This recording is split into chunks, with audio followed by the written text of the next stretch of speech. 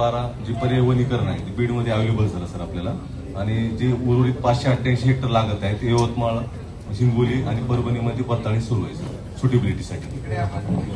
तिकडे जिल्हाधिकाऱ्यांना बोलतो आणि डीसीएफना तिकडच्या ती जागा आली की ती फॉरेस्ट साइड बाय साइड चालू आहे. त्या तिकडे त्याप्रमाणे तुम्ही जागा 412 हेक्टर सर बीड जिल्ह्यात आपल्याला प्राप्त झालेली आहे आणि उर्वरितची 588 हेक्टर पर्याय वनीकरण लागणार आहे ते आपण यवतमाळ, परभणी आणि हिंगोलीसाठी प्रयत्न करत आहे. ते एकदा अवेलेबल झाली तर आपलं पर्याय वनीकरणचा विषय समाप्त होऊन जातो. आणि पैसे तर दिलेले आहे सर 396. ते तुम्ही फास्ट करा ना जरा. एकदा पर्याय वनीकरण झालं तो विषय लगेच मार्गला.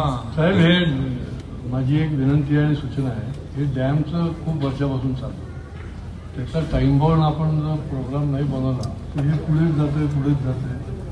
त्याचं एक ऍक्शन प्लॅन बनवून त्याचं पुनर्वसनाची व्यवस्था, त्याच्यामध्ये बैठका, बरोबर आहे. असं सलग जर झालं तर हे आपल्याला पुढे नेता येईल. कलेक्टर तुम्ही तसंच प्रलंबित आहे. पूर्ण टाइम बाउंड आणि ऍक्शन प्लॅन झाला पाहिजे. फॉरेस्टवाले काय करताय तिकडे आपण पैसे तर दिले बरोबर. दुसरी गोष्ट पैसे दिलेत आपण MMRD रेग्युलर बैठका जर आणि दुसरी गोष्ट पुनर्वसनाचा विषय जो आहे तो एक महत्वाचा आहे.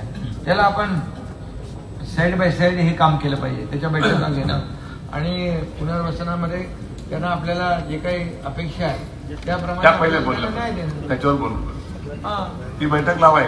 ठीक आहे.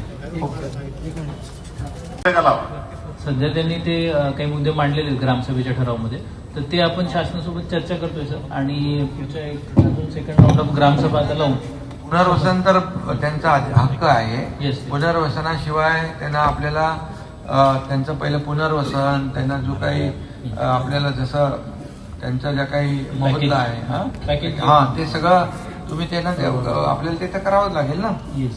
तर त्याच्यावर तुम्ही फोकस करा. तुमचं काय म्हणणं? फॉरेस्ट बद्दल मला अद्याप माहितीची होती. आपलं 999 हेक्टर